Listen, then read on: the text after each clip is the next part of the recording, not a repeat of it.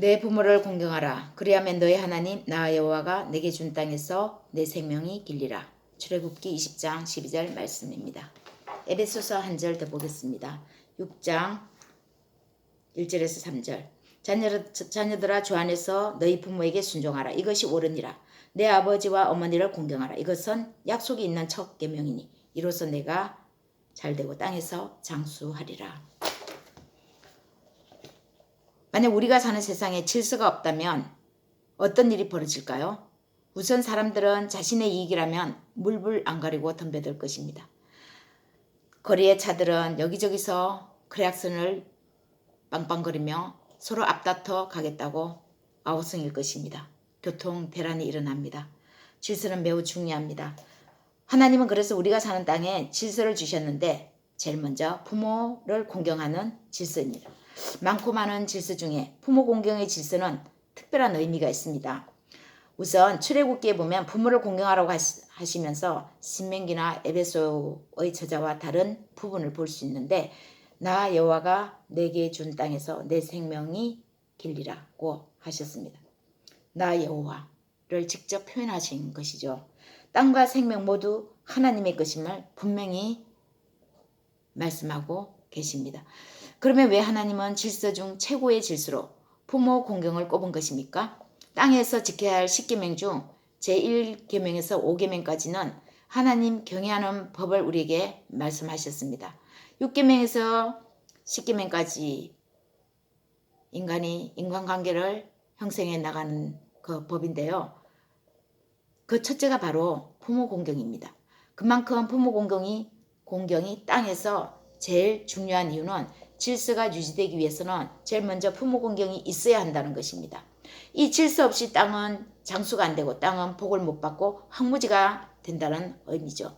땅이 비옥하느냐 황무지가 되느냐는 곧 어떤 사람이 그 땅을 관리하고 있느냐가 되는 것입니다. 그래서 땅은 곧 사람이고 사람은 곧 땅입니다. 그냥 땅 자체가 사람이 살지 않았는데 아무도 안 살았는데 그 땅이 복되구나 그 땅이 좋구나 그렇지는 않은 것이죠. 이런 속담이 있지 않습니까? 집에서 새는 바가지 밖에서도 샌다. 가정에서 부모 공경하지 않고 밖에 나가서 누구도 공경하지 못한다는 뜻입니다. 인간관계가 다 뒤틀릴 수도 있습니다. 사회 전반의 질서가 뒤엉킬 수도 있습니다. 만약 내가 부모를 공경하지 않고 내 가정에서 부모한테 엉망으로 하면서 밖에 나가서 사회에서 다른 사람한테 잘한다. 위선이죠. 그 위선에 다른 사람이 나에게 속는 경우 속습니다. 그러면은 그 사람은 일을 그르칠 수가 있어요. 왜? 나 위선적인 것에 속아서 일을 줄 때 그 일은 제대로 진행이 되지 않기 때문입니다. 복의 근원은 하나님이십니다. 저 사람 복받았네 할 때 그 복받음을 사람들은 알고 말하는지 모르고 말하는지 모르지만 그 말은 사실 저 사람 하늘에서 복을 줬구나 하나님이 복을 줬구나 라는 뜻입니다. 그런데 부모 공경의 질서가 더 강조되는 것은 복의 근원은 하나님이시지만 하나님은 그 복을 부모를 통해서 흘러 보내기 때문입니다. 딱 두 가지 큰 줄기의 복이 부모를 통해서 흘러간다고 말씀하십니다. 첫째는 장수의 복입니다. 우리 머리로도 상식적으로도 조금 이해가 갑니다. 장수, 평안할 때 장수할 수 있구나. 평안해야 장수하는구나. 가정에서 부모한테 공경할 때 그 가정의 자녀는 평안할 수 있습니다. 평안할 때 스트레스 없이 밖의 일도 잘 되는 것입니다.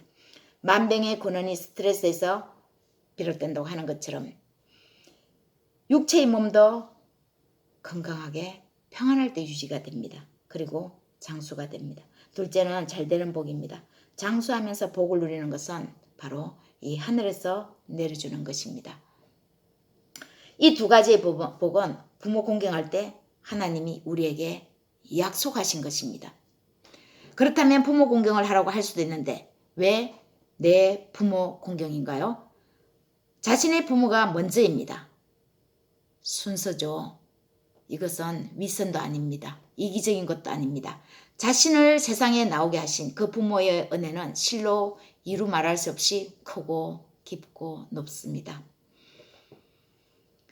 우리가 하나님의 은혜를, 그 깊고 높은 은혜를 다 알 수 없듯이 부모님의 은혜 또한 그런 것이죠. 시대, 처가, 부모 모두 부모이지만 자신의 부모를 공경할 때 다른 부모도 공경하게 되는 것입니다. 그러나 아쉬운 것은 부모 공경이 참 어렵습니다. 어렵기 때문에 제일 어뜸으로 이 계명을 하나님은 약속으로 우리에게 붙이신 것입니다. 사랑이 위에서 아래로 흐르는 것처럼 사랑이 위로 올라가는 것은 쉽지 않기 때문입니다. 요한일서 4장 19절 말씀에서 우리가 사랑함은 그가 먼저 우리를 사랑하셨습니다. 우리가 어떻게 사랑을 알 수 있었겠는지요. 하나님이 우리를 사랑하지 않았다면, 하나님의 그 사랑으로 우리를 사랑하지 않으셨다면 우리는 참된 사랑을 알지 못했을 것입니다. 그렇기에 부모가 자녀에게 흘려보낸 사랑에 비하면 자녀는 그 은혜에 10분의 1 보답하는 것도 힘들 수 있습니다. 만약 우리 부모님이 공경할 수 있는 부모님이 아닐 수도 있습니다. 그러나 우리는 우리 자신의 생각을 달리 바꿔서 생각해야 하겠습니다. 그런 부모도 똑같은 부모로 명령받은 것은 사실입니다. 그러나 어떻게 부모 행세를 해야 하는지를 몰랐기 때문에 저랬구나 라는 것을 우리는 이해해야 되는 것이죠. 그런 부모의 자녀일지라도 하나님을 알고 부모의 자세가 어떠해야 하는지를 알게 된다면 더 이상 그 자녀는 원망하지 않습니다. 세상을 원망으로 살아가지 않습니다. 자신이 이 다음 훌륭한 부모가 될 것이라는 것을 자신 스스로에게 다짐하며 나아가는 것이죠. 마음이 좋은 사람은 그 속에 평안이 있습니다. 이 평안은 세상이 우리에게 주는 것이 아닙니다. 부모로부터 많이 받고 안 받고의 문제가 아니라는 것이죠.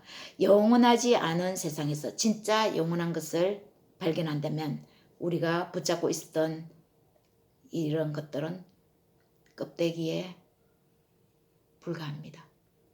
우리가 부모로부터 많이 받았다고 해서 그것이 다 우리 것이 아니라는 것입니다. 이 평안은 곧 세상에 주는 하나님의 생명입니다. 하늘에서 우리에게 내려주는 참 생명이라는 거죠. 참 떡이신 바로 예수 그리스도입니다. 참 평안은 예수 그리스도 안에만 있습니다. 오랜 가정의 달입니다. 기념일은 좋기도 하지만 한편으론 아쉬움도 남습니다. 어렵고 잘 해나가지 못하는 우리에게 기념일을 지정해 놓게 하셨나 하는 그런 생각을 해볼 때 우리가 부모 공경하는 것이 어렵고 잘 지켜지지 않으니까 1년에 한 번이라도 다시 한번 우리 속에 상기해서 부모 공경하는 것을 우리가 실천하라고 주신 것이 아닙니까? 부모 공경은 또 다른 복의 연결고리이고 통로입니다. 먼저 이 질서를 내 안에서 하나님의 사랑으로 잘 확립해 나갈 수 있기를 축복합니다. 우리는 또 감사할 수 있습니다. 우리 모두는 처음 부모가 되는 것이기에 실수도 많고 또 후회도 남습니다. 그러나 우리 앞서서 부모로서 선생님으로서 세상의 나침반이 되시는 예수님을 따라갈 수 있으니까 얼마나 감사한지요. 말씀에 순종하여 따라가면 어려운 부모 공경 쉬운 것 같기도 합니다. 여러분 한 주간도 주 안에서 부모 공경함으로 행복한 한 주간 되세요.